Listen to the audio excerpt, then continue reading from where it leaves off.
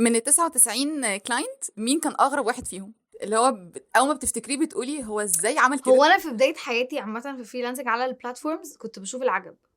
انا كنت يعني بقبل بالقليل عشان اعرف اكبر الاكزيستنس بتاعي على البلاتفورمز دي. فكان في واحد، انا بجد حاول ما اقولش اسمه، اصل انا مديت كورس بعد كده، ففي بنت كانت بتسال على جيج بعدها بسنه، لسه بيدور على حد يعمل نفس الشغلانه بعدها نفس بسنه بجد. الكلاينت؟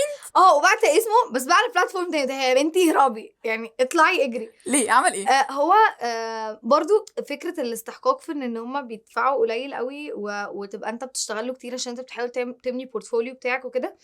في الاول لازم هتعدي بيها كده كده يعني.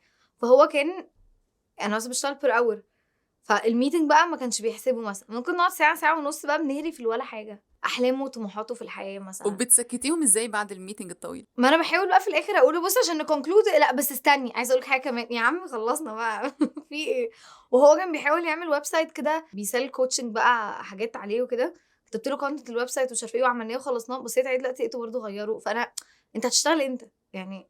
انت امتى هتيجي تعمل فلوس هو يعني؟ بيعمل 55 امند انت بس. اصلا لو الانفستمنت اللي انت عملته في السنه دي لو كنت عملته في 3 شهور عدل كنت زمان خلصت، فاهمه قصدي؟ فاهمك. فده كان حد غريب.